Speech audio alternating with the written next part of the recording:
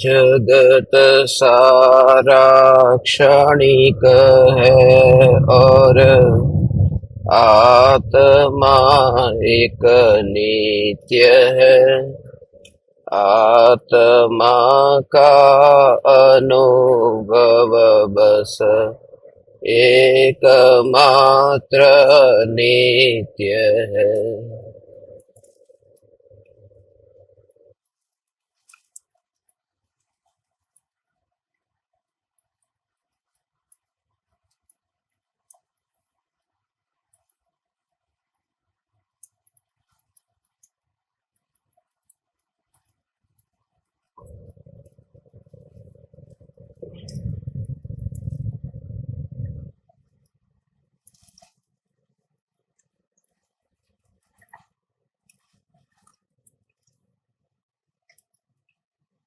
चैतन्य स्वभावी भगवान आत्मा अनादि अनंत शुद्ध चैतन्य मात्र है। ज्ञान मात्र है।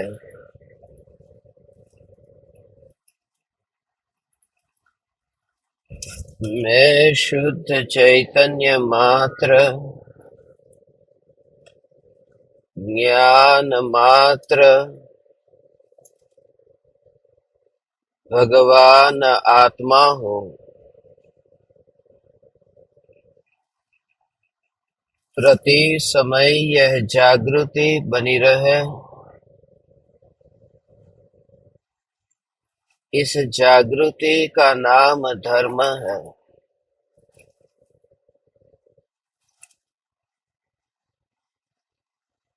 देह की प्रत्येक क्रिया के काल में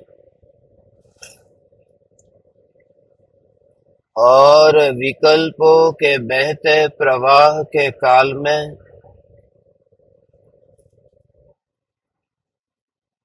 ज्ञानी को प्रति समय यह जागृति रहती है कि मैं चैतन्य तत्व इस देह की किसी भी क्रिया में और विकल्पों के बहते प्रवाह में कहीं भी मिला नहीं हूँ। ऐसा शुद्ध चैतन्य तत्व मैं हूँ।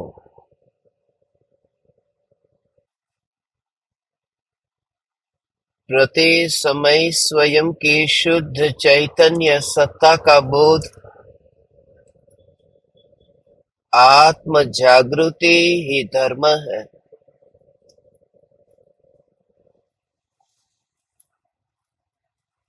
चैतन्य तत्व की स्व संवेदन प्रत्यक्ष निर्विकल्प अनुभूति होते ही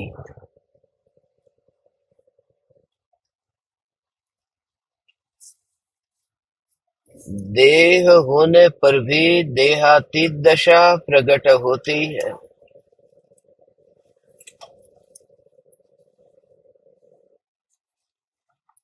इतना ही नहीं,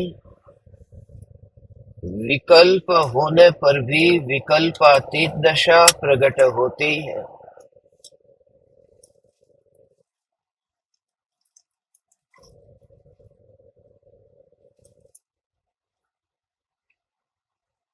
चैतन्य तत्व की निर्विकल्प अनुभूति होते ही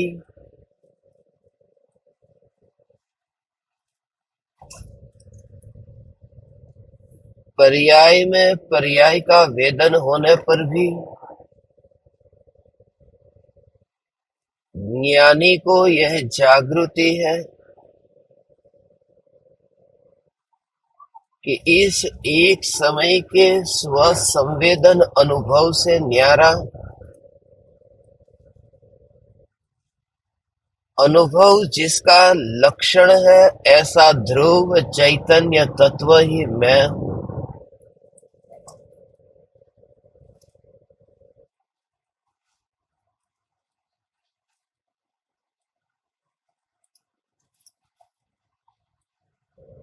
अज्ञान अवस्था में परिणामों में बैठकर परिणामों को देखा था, और ज्ञान प्रकट हुआ तो परिणामों में बैठकर के परिणामों को नहीं देखता। अब वह ध्रुव चैतन्य सत्ता में बैठकर के परिणाम ज्ञान में झलकते हो तो भी उसका विरोध नहीं करता। परिणामों को जानने की चाहना नहीं है, और परिणाम जानने में आए तो उसे दूर भेजना नहीं है। इसलिए चौथे गुण स्थान में निर्विकल्प अनुभूति होने पर जो वितराग दशा प्रकट होती है, उस वितराग दशा को जानने का भी रस नहीं है और नहीं जानने का भी रस नहीं है।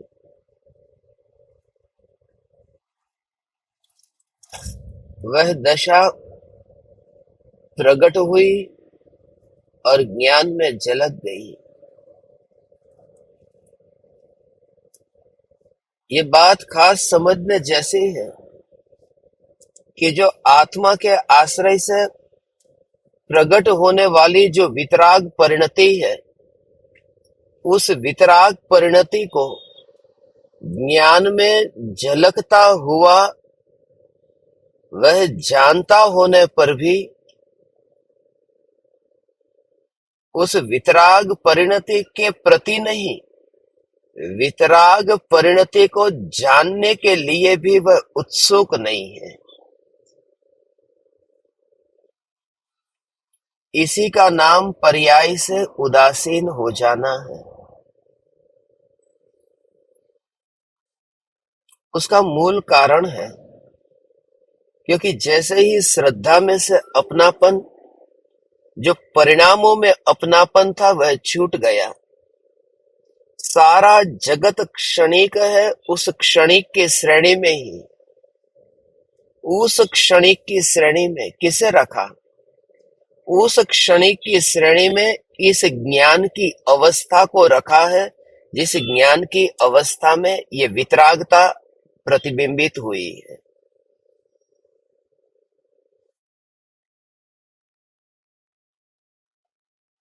और जितने अंशों में वितरागता प्रकट हुई, वितरागता में वृद्धि हुई और यहां तक कि मोक्ष की प्राप्ति हुई।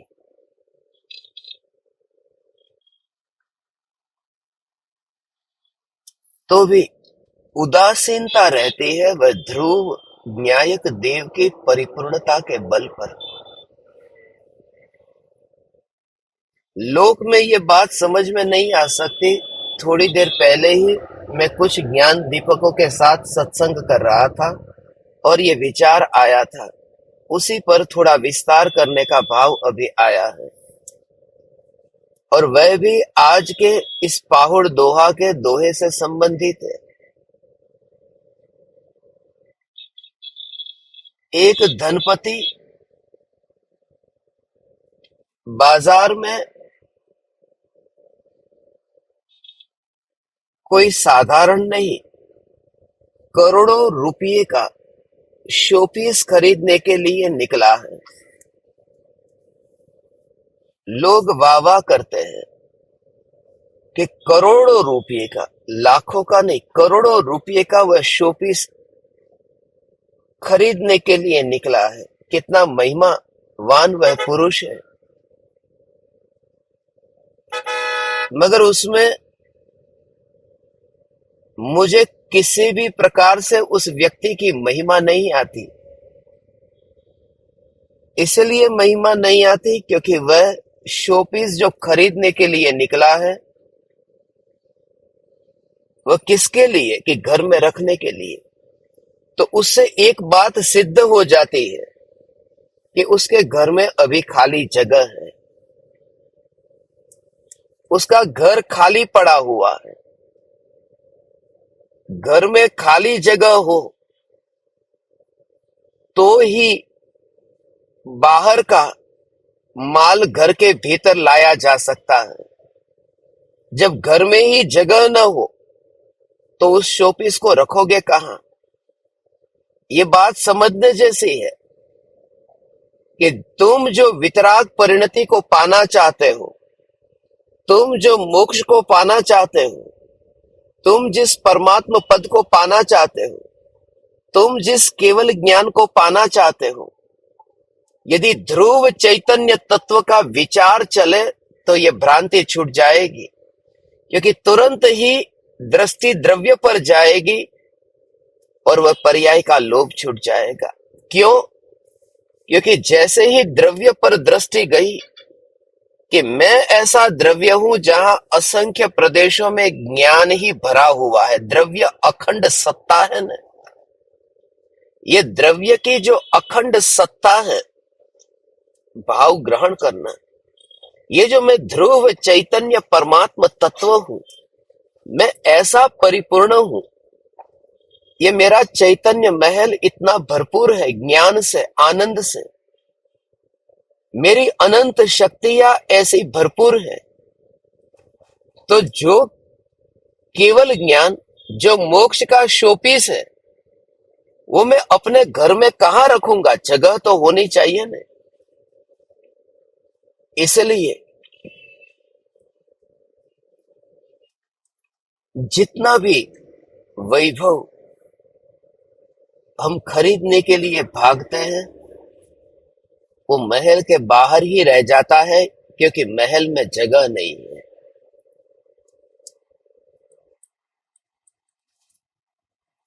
ये बात थोड़ी सूक्ष्म है।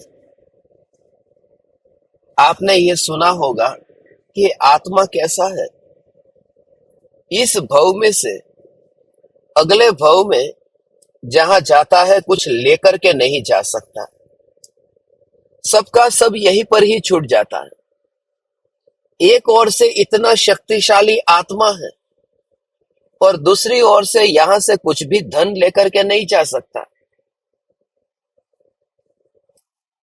कोई संपत्ति लेके नहीं जा सकता, इस देह को लेकर के नहीं जा सकता। कहते ना, सब यहां का यहां पर ही छूट जाएगा। तो ये आत्मा इतना शक्तिशाली है, तो एक परमाणु को भी लेकर के जा क्यों नहीं सकता? तो आज तक आपने ये तो सुना है कि ये आत्मा अपने साथ में एक परमाणु को लेकर के इसलिए नहीं जा सकता क्योंकि आत्मा में जगह नहीं है। आत्मा इतना भरा हुआ है, ज्ञान से भरा हुआ है कि उसमें शरीर के परमाणु जाए कैसे? जगह तो होनी चाहिए ना अगले भव में ले जाने के लिए।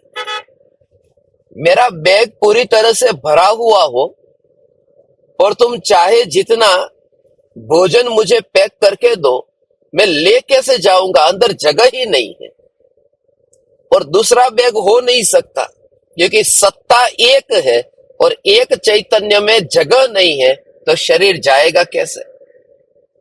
तो ये बात हमारी समझ में आ जाती है कि सब यहां का यहां पर ही छूट जाएगा, अगले भव में साथ में कुछ नहीं आएगा। ऐसी ही दृढ़ श्रद्धा हो कि अरे गाड़ी मोटर बंगला सब बाहर ही पड़ा रह जाएगा, ऐसी ही दृढ़ श्रद्धा हो कि अरे सम्यक दर्शन, केवल ज्ञान और मोक्ष भी बाहर ही पड़ा रह जाएगा।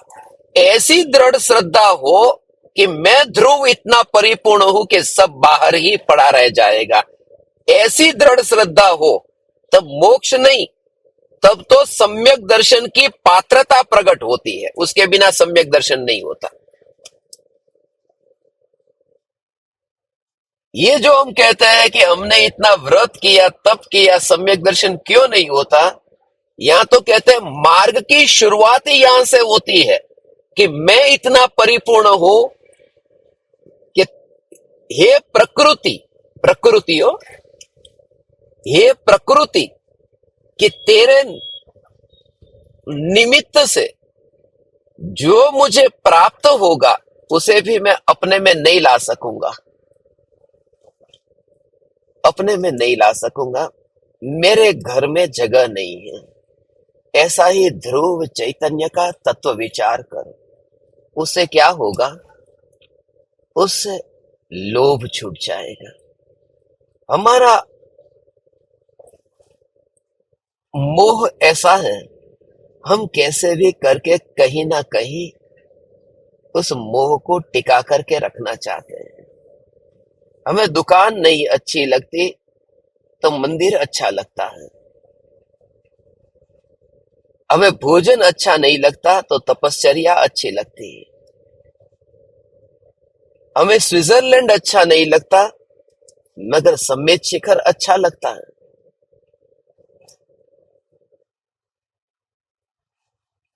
बाहर में कहीं ना कहीं जो रस है, ध्रुव चैतन्य के जोर के बिना परिणामों से अपनापन टूटता ही नहीं है। इसलिए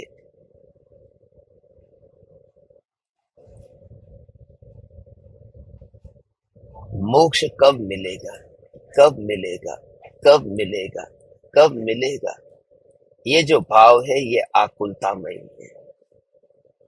और आकुलतामयी भाव से मोक्ष की प्राप्ति नहीं होती। सार यही है। ये आकुलतामयी भाव, उससे मोक्ष कैसे मिलेगा? बस यही जागृति, यही जागृति, यही जागृति, ये जागृति धर्म है। कितनी भी महंगी गाड़ी खरीद ली हो, मगर वह महंगी गाड़ी भी घर के आंगन में पड़ी रहेगी ना, घर के अंदर तो नहीं आएगी ना। ऐसे ही अंतर में जागृति रहे कि ये जो निरंतर प्रवाह से बहने वाला जो परिणाम है, ये जो मिथ्यात्व, ये सम्यक्त्व, ये अणुव्रत, ये महाव्रत, ये वितराग परिणति, ये केवल ज्ञान, ये मोक्ष, ये जो पर्यायी की रास्ते पर चलने वाली ये गाड़ियां है, और मेरी जो नित्य अनादि अनंत ध्रुव सत्ता है, इस सत्ता में कभी भी परिणाम नहीं आ सकते। मैं परिणाम को खरीदने नहीं जा सकता।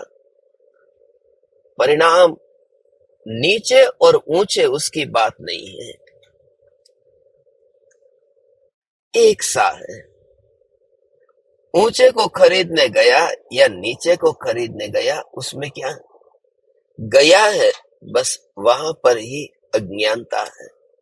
कोई भिखारी रास्ते पर 1 रुपया मांगने के लिए बैठे या सिकंदर फिर जगत को जीतने के लिए निकले, दोनों में कोई फर्क नहीं है, क्योंकि दोनों ने अपने भीतर में देखा नहीं है कि वैभव परिपूर्ण है। ऐसे ही कोई रुपये के लिए निकलता है और कोई सम्यक दर्शन के लिए ज्ञान दीपक प्रज्वलन आत्म साधना प्रारंभ करता है। कोई मोक्ष के लिए ये साधना प्रारंभ करता है। मगर दुनिया के किसी भी बाहर के भोग हो या फिर भोग के साथ साथ में किसी भी प्रकार के बाहर के परिणाम हो, उन परिणामों का जो लोभ है वह अनुभूति तक नहीं पहुंचने देता। इसलिए ध्रुव का जोर लाओ, और इस ध्रुव के जोर के लिए कहीं जाना नहीं है, कहीं से आना नहीं है, क्योंकि शोपीस खरीदने के लिए जाना पड़ता है, शोपीस खरीद करके अपने घर में आना पड़ता है। और घर जो है, घर घर में रहने वाला व्यक्ति बाहर निकलता है ना, तो उस वस्तु को देखना, घर को ही देखना, व्यक्ति को मत देखो। व्यक्ति बाजार में गया, उसने शोपीस खरीदा, उस व्यक्ति को मत देखो, घर को देखो, तो वो घर तो हिला भी नहीं। मैं ऐसा चैतन्य तत्व हूं कि जो हिला नहीं हूं, इसलिए वो सब मान्यता पर हथौड़ा पड़े। मैंने क्या किया था? मैं सम्मित शिखर की यात्रा के लिए गया था, मैं गिरनार की यात्रा के लिए गया था, मैंने श्रवण बेलगोला में यात्रा की है, मैंने पन्नूर तीर्थ की यात्रा की है, मैं थोड़े ही दिन में कैलाश पर्वत पर जाने वाला हूं, मैं अभी भी गजपंथा की यात्रा के लिए निकला हूं। इस प्रकार से जो मान्यता भीतर में चलती है, ज्ञानी कहते हैं इसी का नाम संसार है। तुम इसे संसार समझना, क्योंकि तुम ये मान करके बैठे हो कि ये जो सब जगह जाता है आता है वह मैं हूं। उस समय तुमने ये स्वीकार न किया कि मैं वह तत्व हूं जो न हिलता है, न डोलता है, न जाता है, न आता है, जिसमें न गति है, जिसमें न स्थिति है, जिसमें न पलटना है, कोई परिणमन है, जिसमें मात्र होना है। इस होने के अस्वीकार में अनंत संसार है। होने के अस्वीकार में अनंत संसार। मैं हूं, इसलिए ध्यान इसी के आश्रय से होता है।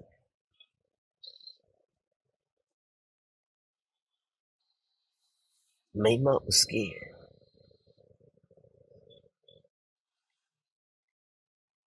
हमें महिमा आती है, मगर महिमा पहाड़ पर चढ़ करके कोई आया हो ना, कि कोई पालीताना गया, शत्रुंजय पर चढ़ा, उसने 99 ऐसी यात्रा की। कोई व्यक्ति आज हमारे पास आया, उसने कहा मैं सम्मित शिखर जाके आया, इतनी बार चढ़ा उतरा, तो वो महिमा उस व्यक्ति की आती है। उस समय उस पहाड़ की महिमा भूल ही जाते हैं। वो जो पहाड़ की महिमा आनी चाहिए वह भूल जाते हैं। और असली महिमा पहाड़ की है। वह व्यक्ति कहीं थिएटर में मूवी देख करके आ जाता तो फिर उस व्यक्ति की महिमा नहीं आती। वो महिमा है उस पहाड़ की, उस तीर्थ की। तीर्थ महिमावान है। महिमावान तीर्थ से अधिक महिमावान वह तीर्थ यात्री नहीं हो जाता। तो जो परिणाम है वह परिणाम, जो ध्रुव तीर्थ है उस तीर्थ की यात्रा करता है, परिणाम यात्रा करता है। मगर उस परिणाम से मुझे क्या, ऐसा उस समय के परिणाम में उदासीनता रहती है। और वही परिणाम फिर ध्रुव का लक्ष्य करता है। ध्रुव का लक्ष्य करता है माने उस परिणाम में ध्रुव के जोर से परिणमन उस प्रकार का होता है कि परिणमन जो उस प्रकार का होता है कि परिणमन में एकता बुद्धि टूटती जाती है। वो करवट लेकर के जैसे लकड़ी को काटता हो, या फिर कपड़े को, गंदे कपड़े को पाउडर के पानी में भिगो देता हो, या फिर पत्थर के ऊपर जैसे हथौड़ा मारता हो।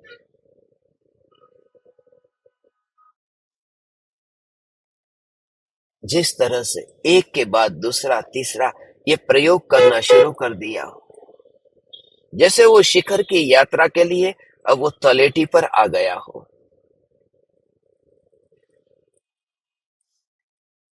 तलेटी की महिमा भी उस भूमि के कारण नहीं है। तलेटी की महिमा भी है क्योंकि वो शिखर इतना महिमावान है। उस शिखर के नीचे यदि कोई रहता है तो उसे भी तलेटी नाम मिल जाता है। ऐसे ही ऐसे जो सदगुरु देव है उनके चरणों में जो बैठता है वह भी उत्कृष्ट नाम पाता है। तीर्थ के चरणों में रहने वाली तलेटी है।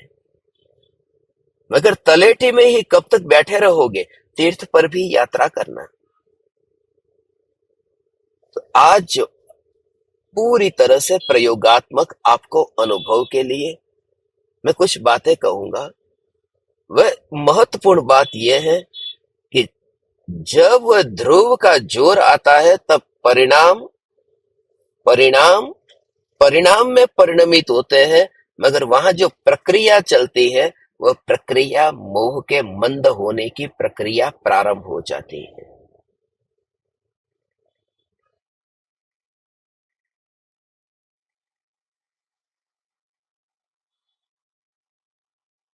मोह की मंदता की, बस उसमें जो मोह की मंदता की प्रक्रिया माने वो प्रक्रिया चलती रहती है। मगर अहोभाव जो है, वो अहोभाव, वो जो सत्ता का है उसी की ओर दृष्टि रहे और ये प्रक्रिया चलती रहे। तो प्रक्रिया जो है उसे हमेशा के लिए रखने का भाव नहीं है। सोना अभी मलिन है, मिट्टी है, मगर उसे जैसे तपाया गया, तो कोई अनंत काल के लिए सोने को तपाने की जरूरत नहीं है। थोड़े समय के लिए सोने को गरम किया, मैल जलता गया, सोना शुद्ध हो गया, निखर गया। सोना निखर गया, मगर जब उसको जलाते हैं उस समय, एक समय के लिए, वो जो जलाने की प्रक्रिया हो रही है, उस प्रक्रिया में महिमा नहीं है। महिमा सोने की ही है। ये जागृति रखना।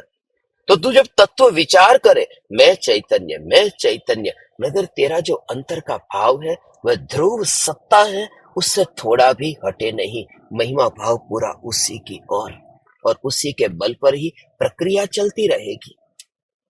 ये सोना गर्म होता रहेगा, ये मिट्टी अलग होती जाएगी, जो कचरा है वो कचरा जलता जाएगा। मगर कचरा जल रहा है, ये प्रोसेस जो चल रहा है, उस प्रोसेस में कोई महिमा भाव नहीं है, कोई अहोभाव नहीं है। यही असली असली राज, जो ध्रुव चैतन्य सत्ता का जो असली भाव समझना है, वो यही समझना है कि अहोभाव उसका बिल्कुल नहीं आता। वो क्रिया का अहोभाव नहीं है, प्रोसेस चल रहा है उसमें। हम क्या करते हैं कि आज 15 मिनट के लिए तत्व विचार और चिंतन जो चला ने, तो उछल कूद हो गई कि बहुत अच्छा भाव चला है, आज के भाव बहुत अच्छे रहे हैं। ये जो बहुत अच्छा भाव रहा है, माने वो प्रक्रिया, सोने को तपाया जा रहा है, महिमा उसकी है, तपाने की महिमा है। सोना जो महिमावान सत्ता है, उसकी महिमा आए। प्रक्रिया पर जोर मत देना। प्रक्रिया काम चलाओ है, काम चलाओ है। इसलिए अभी मुझे किसी ने पूछा, और आप सभी का ये प्रश्न होगा कि जब आप चैतन्य तत्व विचार सुनते हैं या सत्संग में बैठते हैं, कभी ध्यान के प्रयोग करते हैं, तब परिणाम इतने उत्कृष्ट परिणाम होते हैं। और जब आप पत्नी को भोगते हैं, जब आप घर में क्रोध करते हैं, जब आप धन के पीछे भागते हैं, तब वो सुनने वाला जो था, जो तत्व विचार करने वाला था, वह धर्मात्मा किधर चला गया। और जब ये सब पाप करते हैं, उस समय वो धर्मात्मा भी फिर याद आ जाता है, और तब अंदर में एक हीन भावना खड़ी होती है कि अरे ये पाप के भाव फिर कब छूटेंगे, कब इससे छूटूंगा, क्योंकि मैं तो ऐसी तत्व की पुकार सुन करके, आत्मा को इतना महिमावान जान करके भी अभी ये विकृतियों से क्यों नहीं छूट पा रहा हूं। तो ये भाव आएगा, ये भाव आए, ये भाव तुझे पतन कराएगा। कब छूटूंगा मैं इन भावों से, कब छूटूंगा अब ये बुरे भावों से। कभी तो ऊंचे भाव आ जाते हैं, कभी बिल्कुल नीचे भाव आ जाते हैं। अब नीचे भाव से ऊपर के भाव के लिए क्या करना, तो तुझे किसी ने कह दिया कि तू तीर्थ पर ही बैठे रहना, हिमालय पर बैठे रहना, पत्नी के पास मत जाना, तो दुकान में बैठना ही मत, तो स्मशान में ही रहना। ये विधि बता दी कि जो बुरे परिणाम है, उन बुरे परिणामों को दूर करने के लिए और अच्छे परिणाम करने के लिए क्या करना, कि ये काम करना और ये काम नहीं करना, तो बुरे परिणाम नहीं होंगे, अच्छे परिणाम होंगे। और जिन्होंने पाया है, उन्होंने कहा कि ये बुरे परिणाम को छोड़ना और अच्छे परिणाम के लिए क्या करना, ये स्वीकार करना कि परिणाम ही जिसमें होते ही नहीं है, जो परिणाम वाला नहीं है, ये सत्ता ही मैं हूं, ऐसा स्वीकार करना। ये स्वीकार से बुरे परिणाम कब छूट जाते हैं, उसका तुझे पता भी नहीं चलता, क्योंकि तेरा जोर ध्रुव पर होता है, तो इतना व्यस्त होता है। 1000 रुपये का वो वस्त्र खरीद कर आया है, तो उस कपड़े को धोते समय उसके ऊपर साबुन लगाया, ब्रश घुमाया। ये कपड़े को धोते समय धोने की जो क्रिया हो रही है, उसमें कोई महिमा भाव नहीं आ रहा। साबुन लगाया जा रहा है, ब्रश घुमाया जा रहा है, उसे पानी में भिगो करके फिर साबुन को निकाला जा रहा है, मगर महिमा है इतना महंगा वस्त्र ये मेरा है, बस महंगा वस्त्र मेरा है। मैल वाला था वह मेरा और साफ हो गया वह मेरा, उन दोनों में रस नहीं है, कपड़ा मेरा है बस। गंदा कपड़ा हो जाता है ना तो ये भाव नहीं आता, अब ये थोड़ा मेरा नहीं है। गंदा होने पर भी भाव तो यही है कि ये मेरा है। कपड़ा कितना भी गंदा हो जाता है, हम ये थोड़ी कहते हैं कि अब इसके अंदर अब मेरा मोह का भाव नहीं, अब ये मेरा नहीं है, अब ये पड़ोसी का हो गया और धुल गया तो अब मेरा है। मेरा ये गंदा कुर्ता है, उसे धो देना, तो वहां पर भाव तो मेरा ही है ना। वो जो एकत्व है, जो अपनापन है, उस अपनापन को कोई फर्क नहीं पड़ता कि पर्याय किस प्रकार की है, गंदी है या निर्मल है। वस्त्र में एकत्व करने के लिए गंदा वस्त्र और साफ वस्त्र की जरूरत ही नहीं होती, वस्त्र है कि नहीं बस। ऐसे ही मलिन पर्याय हो या निर्मल पर्याय हो, पापी आत्मा हो या धर्मी आत्मा हो, उस पर जोर मत देना। जोर यह है कि आत्मा है न, जो सत्ता, गंदा कपड़ा साफ कपड़ा, उस पर जोर नहीं देना, कपड़ा है न। इस ध्रुव चैतन्य सत्ता के बल पर ही धर्म का मंगलमय मंगलाचरण होता।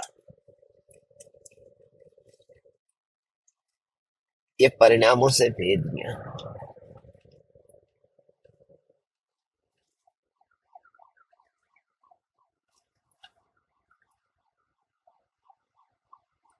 और सभी में ध्यान रखना, सभी में ध्यान रखना, बस यही यही यही यही यही जागृति, यही तो यही तो यही तो यही तो धर्म है। व्यस्त इतना है, सत्ता में स्थित ऐसा है। ये जो सत्ता में स्थिरता है, ये जो सत्ता में स्थिरता है, उस सत्ता का जोर इस ऐसा है, पर के कारण नहीं, परिणाम के कारण नहीं। कोई कंकड़ लेकर के घर के द्वार पर आया है और मैं कहता हूं कि मुझे कंकड़ नहीं चाहिए, इसलिए नहीं चाहिए कि कंकड़ है, नहीं, मुझे नहीं चाहिए क्योंकि घर में जगह नहीं है। और यही कारण होगा तो कल कोई हीरे लेकर आएगा तो भी उसे सेम आंसर मिलेगा कि नहीं, माफ करना, घर में जगह नहीं है।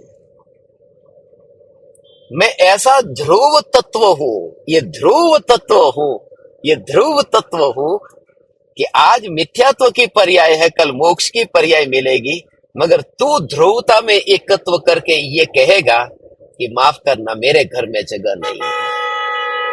उस रत्न के लिए जगह नहीं है, एक रत्न नहीं, तीन तीन रत्न, रत्न त्रय के लिए मेरे घर में जगह नहीं है।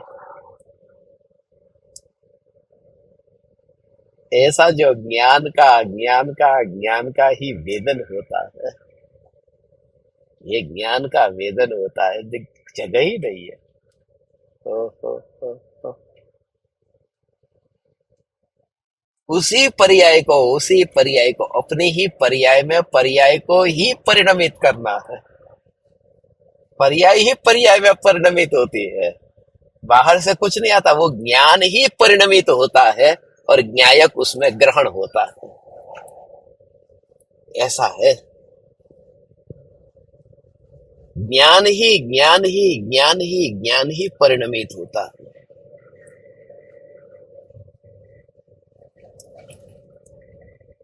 विकल्प नहीं, विकल्प परिणमित नहीं होता, वो ज्ञान परिणमित होता है।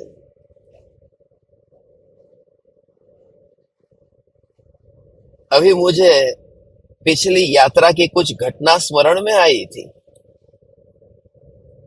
अब बहुत जगह ऐसी है कि जहां मुझे दवाई लेने के लिए पानी नहीं मिला, याद ही नहीं आया, तो पानी याद नहीं आया, अब दवाई लेनी है तो उस समय करूं क्या? पानी की बोतल तो हाथ में साथ में है नहीं,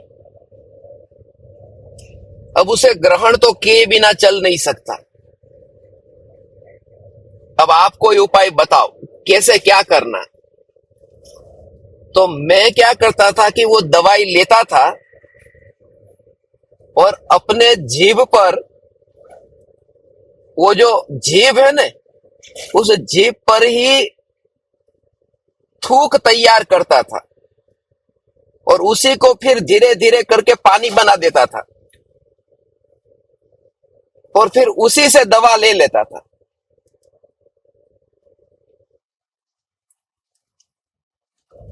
अब दवा को ग्रहण तो करना ही है, अब बाहर से बोतल आ नहीं सकती, तो क्या करना कि जो अपना है उसे ही परिणमित कर दो और दवाई को ग्रहण कर लो। तो विकल्प को अंदर बाहर से अंदर ला नहीं सकते, तो जो ज्ञान अपना ज्ञान है उसे ही अंदर ऐसा परिणमित करो और उस परिणमित होते ज्ञान से ही द्रव्य को ग्रहण कर लो।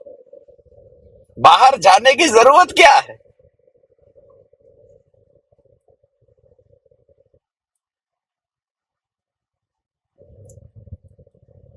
तो बहुत बार ऐसा हुआ,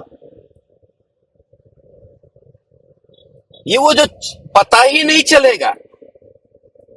मैं 2 दिन से मुंबई में था, इतना खाना खा रहा था, मगर मैंने ज्ञान दीपकों को अभी एक बात जो कही, तुम भी अपने ही हो तो तुम्हें भी बताने में मुझे कोई संकोच नहीं होता। बीच में ऐसा हुआ कि 3 दिन के लिए मुझे विचार नहीं आया था कि खाना खाने, मैं आपको बताया ना बीच में एक सत्संग हुआ था कि खाना खाने नाम की कोई चीज होती है कि नहीं, वो भी पता नहीं चलेगा। अभी आज से वो आइम्बिल की ओली चालू हुई ना, आइम्बिल की ओली, आइम्बिल करने वाले लोग चालू हुए कि आज से वो नमक नहीं खाएंगे, मिर्ची नहीं खाएंगे। ये तपस्वियों के लिए खास है कि त्याग करना ये है या पता ही न चले।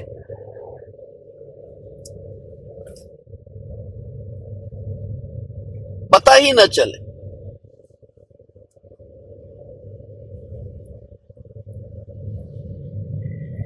अब पानी पीना है, अगर पानी जब भी अब दवाई लेते तो वो थूक है, थूक का पानी हो जाता है और दवाई ले लेते हैं, काम चल जाता है।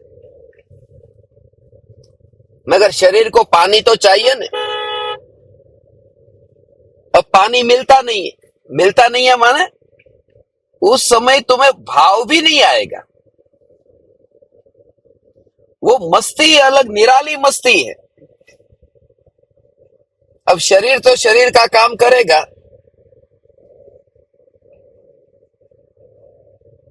तो 3 दिन के लिए फिर वो पता नहीं चला, तो पेट में से फिर बाद में जो यूरिन आने लगा, वो यूरिन पेशाब है वो बिल्कुल हल्दी जैसा आने लगा। अब मेरे बैग में हल्दी का पैकेट था, तो गला बैठ गया था, तो पीले रंग का पेशाब देख करके ये विचार आया कि वो पीले रंग की हल्दी है, उसको ले लूंगा तो खांसी मिट जाएगी। वो विचार पहली बार तब आया था। अभी मैंने ये ज्ञान दीपक को बताया, इसलिए तुमको कहता हूं क्या हुआ था कि बैग में हल्दी पड़ी है उसका पता नहीं था, और तब वो हल्दी को लेने के लिए फिर पानी खरीदना पड़ा। तब पानी की बोतल ली $5 की, 400 रुपये की। अपन तो मल्टीपल करते हैं ना फिर, $/INR। मगर उस समय वो विचार जो है कि इसको त्याग करना है, त्याग जैसी चीज ही नहीं है। त्याग करे क्या जब ज्ञान है, ज्ञान है, ज्ञान है, ज्ञान है, ज्ञान है। वो तो बाद में याद आता है कि ऐसा कुछ होता है खाने का, पीने का। उस स्थिति में आपको पता तक नहीं चलता है कि दुनिया में ऐसा कुछ होता है। मगर बाद में अभी याद आ गया ने, लोग कहते हैं अरे कैसी दशा। मेरा लाडला कहता था अरे कैसी दशा ये दशा ऐसी है तो मुनि की दशा कैसी होगी। मैं तो अभी पापी हूं, तो मुनि की दशा कैसी होगी, जो साधु भावलिंगी मुनि। कि उनको तो याद तक नहीं आता, अपन को 2 दिन के बाद में याद आ जाता है, उनको पता भी नहीं चलता। इसलिए कहते हैं चैतन्य लोक के विहारी होते हैं वे सच्चे मुनि।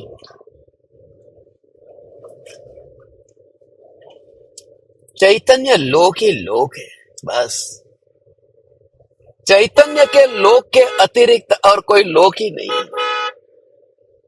और इससे यह परम कृपालु देव की दशा समझ में आ सकती है कि विचार करने पर पता चलता है देहधारी है, विचार करने पर पता चलता है पड़ोस में देह पड़ा हुआ, विचार करने पर पता चलता है कि अरे ये शरीर अभी है, विचार करने पर पता चलता है कि ये विकल्प भी अभी है, ये विकल्प का अस्तित्व है। विचार किया तो पता चलता है कि ज्ञान के लोक के अतिरिक्त भी कोई दूसरा लोक होता है। ऐसे न्याय की मस्ती, न्याय न्याय न्याय न्याय न्याय न्याय।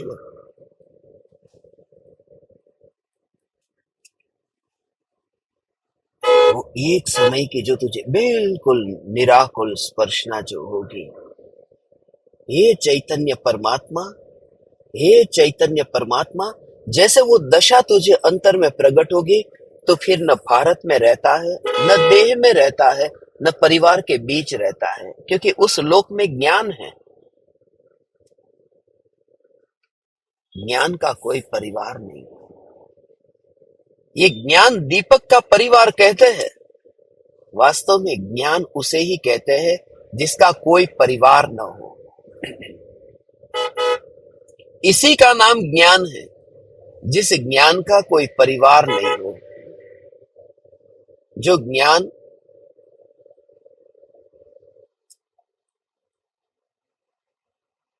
अस्पर्शी है, अबद्ध है, बंधा हुआ नहीं है। बंधा हुआ नहीं है हो, ये कैसी दशा है, बंधा हुआ नहीं है। कहां बंधा हुआ? अभी तो निगोदिया जीव है, चींटी कीड़े मकोड़े है, अभी तो बंधन में बंधे हुए हैं। कहां बंधे हुए हैं?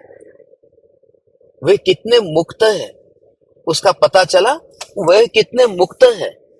देखो, निगोदिया जीव जो होता है, उस निगोदिया जीव के ज्ञान की पहले समय की पर्याय, फिर दूसरे समय की पर्याय, तीसरे समय की पर्याय, तो पहले समय की पर्याय से दूसरे समय की पर्याय जो आई, वो ज्ञान की पर्याय ने नए ज्ञेय को जाना ने। फिर तीसरी पर्याय आई, उसने भी नए ज्ञेय को जाना ने। तो ज्ञान की पर्याय नए नए ज्ञेयों को जानती है, तो वो ज्ञान परिणमित हो रहा है ना। एक जगह पर ऐसा लटका हुआ, स्थिर, अटका हुआ ऐसा तो ज्ञान नहीं है ना। वह ज्ञान निरंतर निरंतर निरंतर परिणमित हो रहा है। ये जो निरंतर परिणमित होता हुआ जो ज्ञान है, जिसका परिणमन सदा काल चल रहा है, तो वो उसको बंधा हुआ कैसे कहेंगे? इसके लिए कहते हैं कि ज्ञान कभी बंधा हुआ होता ही नहीं है। ज्ञान उसी का नाम है जो सदा काल मुक्त हो। बंधन है, वो बंधन विकल्प में बंधन है। बंधन है, वह कल्पना में बंधन है। जानना जानना जानना, उस जानने में बंधन नहीं है।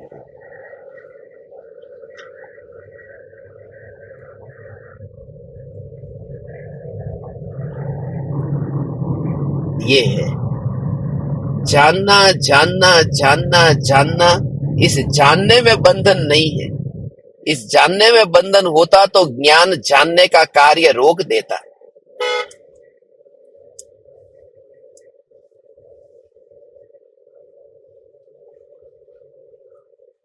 इसलिए वर्तमान में अपने अपने ऊपर यह घटित करना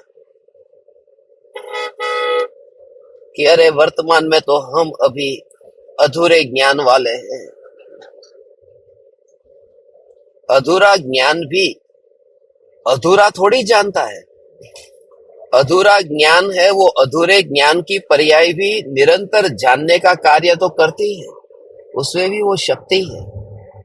मनुष्य है तो उसमें वो जानने का नहीं हो रहा, वो कार्य चल ही रहा है। उसमें वो समझ है, वो शक्ति है,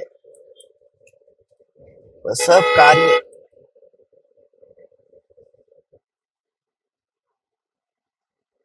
आज मुनिवर राम से इस दोहे में 178वां दोहा है। इस 178वें दोहे में देखो क्या कहते हैं। दोहा पढ़ते हैं।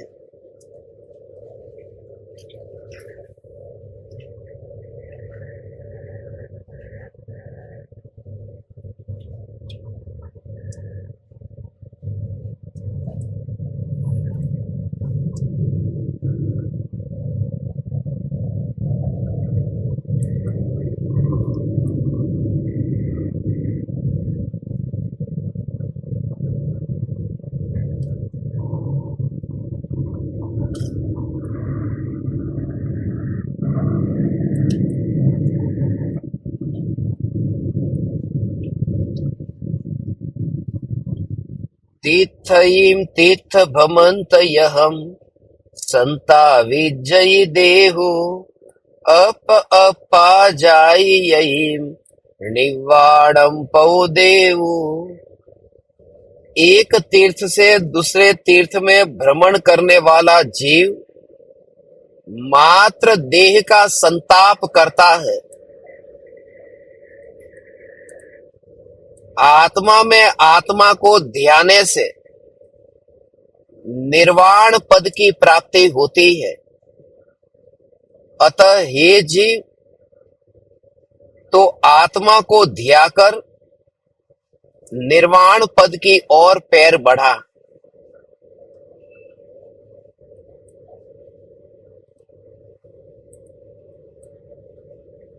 एक तीर्थ से दूसरे तीर्थ में यात्रा करने से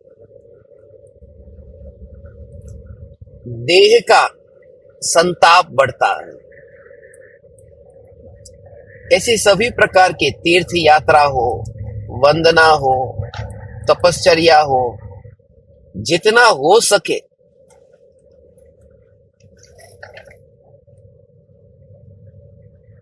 उतना करना। मगर उसमें अपन को ऐसा है कि पुण्य ज्यादा बंधेगा, इसलिए सम्मेद शिखर जाते हैं तो भी डोली करके जाते हैं कि वहां पर भूमि में एक बार वहां पर छू ले तो पुण्य बंधेगा। यहाँ पर ये कहते हैं कि यदि तेरे शरीर में शक्ति नहीं है और तू नहीं जा पा रहा है, फिर भी तेरे भाव इतने उत्कृष्ट है, तो तेरी यात्रा हो गई। हर बार यह शरीर हर किसी को साथ नहीं देगा। किसी को शारीरिक तकलीफ है, किसी को पारिवारिक तकलीफ है, किसी को आर्थिक तकलीफ है, किसी को मानसिक तकलीफ है। तो अलग अलग प्रकार के कितनी जीवन में तकलीफें होती हैं। तो हो सकता है कि कोई यात्रा न कर सके, मगर उसका खेद नहीं करना। एक जगह पर एकांत में रह करके यदि ध्यान हुआ है तो तुम्हारी तीर्थ यात्रा हो गई। यात्रा के अंत में भी ऐसा ही लगता है कि एक जगह शांति से बैठे तो ही लगता है कि निर्विकल्प हुए, वरना विकल्प विकल्प विकल्प विकल्प। आप खुद देखो ने, सम्मेद शिखर की यात्रा के लिए अपन जाते हैं तो वहां पर भी एक तीर्थ से दूसरे तीर्थ, अभी वहां जाएंगे, अभी वहां जाएंगे, अभी ये करेंगे, अभी वहां करेंगे, ये सब जो विकल्प चलते रहते हैं, उसमें एक समय के लिए भी ये ध्रुव के जोर से उपयोग अंदर में कहां सरक जाता है, कहां वह ध्यान में एकाग्रता और लीनता होती है। उल्टा शरीर यात्रा कर करके थक जाता है। इसलिए मुनिवर रामसी प्रैक्टिकल ये हमारे लिए ये बोध देते हैं। एक तीर्थ में से दूसरे तीर्थ में जो भटकता है वह देह का संताप करता है। तीर्थ की यात्रा को भटकना कहना, ये भी कितना झटका लगे ऐसा वाक्य है। तीर्थ की यात्रा माने भटकना।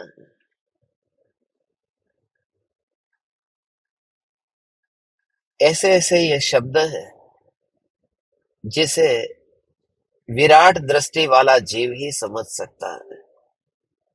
बाकी बहुत ही उत्कृष्ट है। ये रहस्य सभी की समझ में नहीं आ सकता। जहां पर्याय मात्र में अपनापन करना, उसमें परस्त्री सेवन का दोष लगता है। ये बात कोई सुन करके उसे लगेगा कि ये कोई धर्म की बात है। ये मोक्ष की पर्याय में अपनापन करना, ये परस्त्री सेवन, ये तो अपनी पर्याय है ना। ये तो अपनी पर्याय है ना। तो अपनी पर्याय की बात कर रहे हैं ना, पराई कहाँ हुई। तो ये कहते हैं कि जो ब्रह्मचारी होता है ना, उस ब्रह्मचारी की कोई पत्नी होती ही नहीं है। ब्रह्मचारी ही उसी का नाम है जिसके लिए सभी स्त्री पराई होती है। तो ये जो ब्रह्म स्वरूप चैतन्य है, उसके लिए समस्त पर्याय पर है। वो तो ब्रह्म स्वरूप है ना। ब्रह्मचारी की कोई स्त्री नहीं होती तो ब्रह्म की स्त्री कहाँ। ब्रह्मचारी जो है, जो ब्रह्म में लीन हुआ है, जो ब्रह्म में लीन हुआ है, वह स्त्री को भोगने नहीं जाता। तो ब्रह्म है, वो स्त्री को भोगने कैसे जाएंगे। और वही ब्रह्म मैं हूं, यह परम ब्रह्म मैं हूं, यह चैतन्य ब्रह्म मैं हूं। इसलिए मोक्ष में अनंत काल के लिए सुख भोगूंगा, ये वासना छोड़ दे। तीर्थ में जाकर के तीर्थ का फल मिलेगा कि बस ऊंची गति को पाऊंगा, ये वासना छोड़ दे। मैं वह तत्व हूं जो कभी कुछ नहीं पाऊंगा, नहीं पाऊंगा। और इतना न्यूट्रल होकर के जो सोचिए, तत्व की बात है। ये जैन धर्म इसमें आता ही नहीं है, ये हिंदू धर्म आता ही नहीं है इसमें। ये कोई धर्म की बात नहीं है, ये वस्तु का स्वरूप है। वो पानी है H2O। ये पानी का जो स्वभाव है, वो स्वभाव हिंदू मुस्लिम सबके लिए समान है। उसमें कहां जाति आई, कहां कुल आया, कहां धन आया, कहां रूप आया, कुछ भी तो बीच में नहीं आता। स्वभाव को देखेंगे तो ऐसा तुम्हें लगेगा कि इसमें ये जैन शब्द भी नहीं आता, जो मैं बरसों से कहता आ रहा हूं। ये जैन धर्म है ही नहीं। इसलिए कहा कि परमात्मा केवली पणत्तो धम्मो लघुत्तमो, केवली भगवान द्वारा बताया गया हुआ, बस। मगर जैन शब्द कहते ही एक बस ठेका आ जाता है कि जैन माने हिंदू नहीं हो, मुस्लिम नहीं हो, क्रिश्चियन नहीं हो, हम जैन नहीं। इसे कैटेगराइज मत कर दो, इसे वस्तु स्वरूप तक ही रहने दो। ये वस्तु स्वरूप ऐसा, क्योंकि उसे ही स्वभाव की पहचान हो सकती है, नहीं तो नहीं हो सकती। ये वस्तु स्वरूप ऐसा है, सभी के लिए ये वस्तु स्वरूप ऐसा है।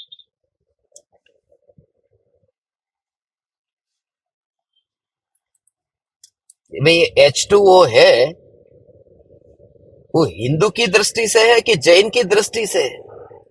पानी का स्वभाव शीतल है, गुड़ का स्वभाव मीठा है, नींबू का स्वभाव खट्टा है। ये कौन से धर्म की बात है, ये वस्तु का स्वभाव है।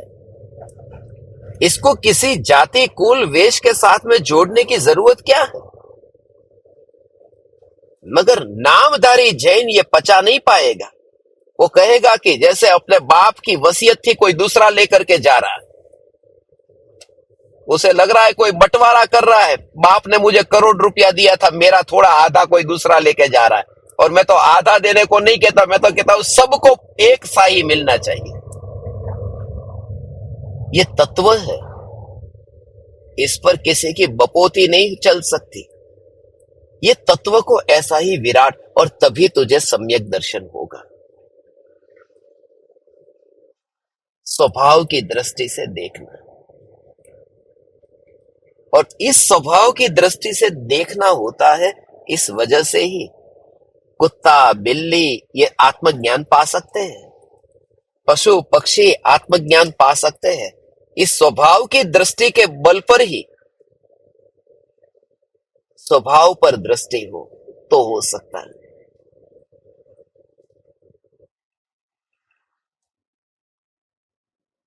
और स्वभाव में कोई पक्षपात नहीं है।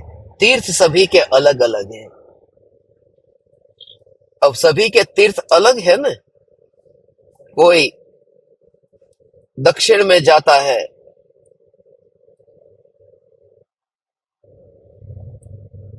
तो तिरुपति जाता है, कोई जगन्नाथपुरी जाता है, कोई द्वारका जाता है, कोई समेत शिखर जाता है, कोई कैलाश जाता है, कोई केदारनाथ बद्रीनाथ, सभी के अलग अलग तीर्थ है। मुस्लिम है तो वो मक्का जाता है, तो सभी के तीर्थ, तीर्थ सबके अलग अलग हो सकते हैं। मगर देह में जो बस रहा है, जो परमात्मा का स्वभाव है, उस स्वभाव में कहां अंतर है। तो मुनिवर रामसी इतने विराट दृष्टि से बता रहे हैं, यदि ये शास्त्र हमने नहीं लिया होता तो जीवन के अंत तक मुझे ऐसा खटकता कि कुछ बाकी रह गया। उसके बिना इतनी विराट दृष्टि नहीं आ सकती थी। यह ग्रंथ ऐसा है, आप खुद देखो ने, इसमें जिस तरह से वर्णन किया है, और सभी पंडित इसको क्यों अनदेखा कर देते हैं, उसके सब कारण ये है क्योंकि इसमें मूल स्वभाव की बात आएगी। सब कुल परंपरा, तीर्थ, तीर्थ यात्रा, मंदिर, ये सब निकल जाएगा एक और।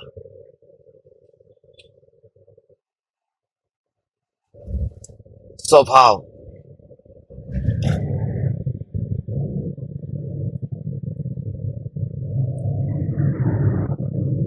बोलना अलग है और स्वभाव।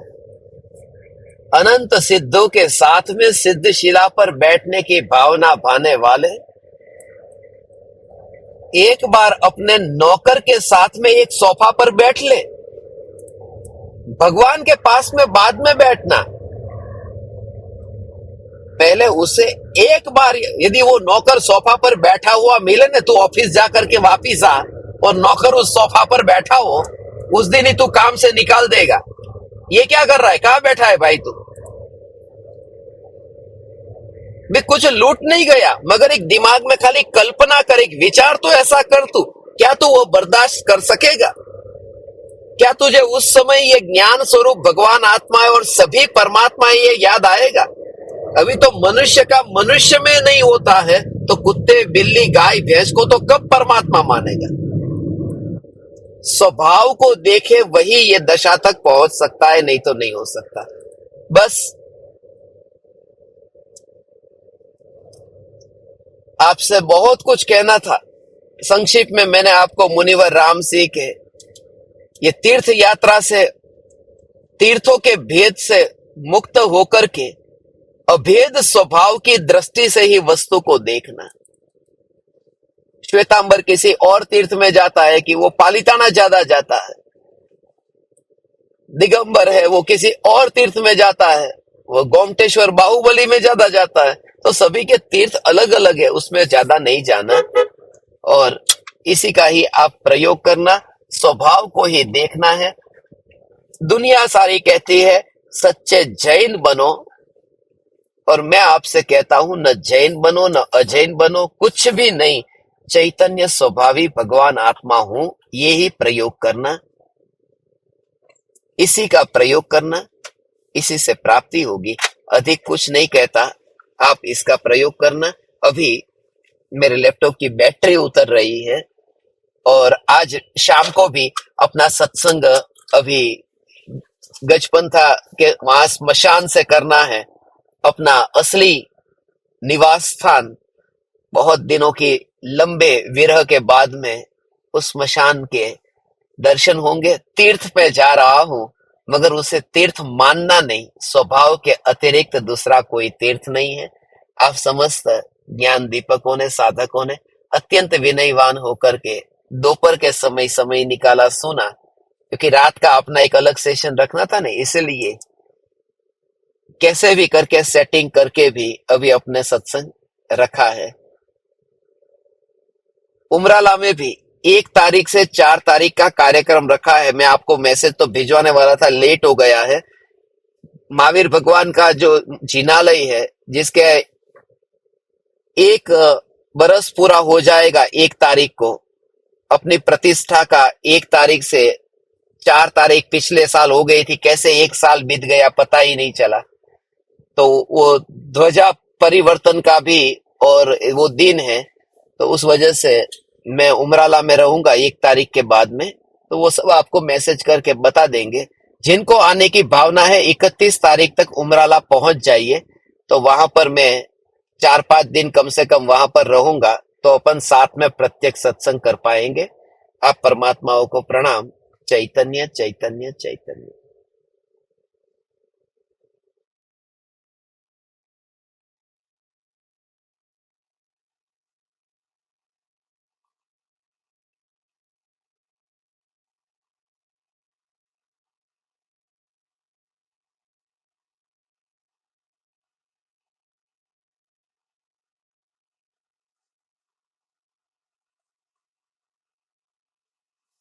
अहो अहो श्री सद्गुरु करुणा सिंधु अपार,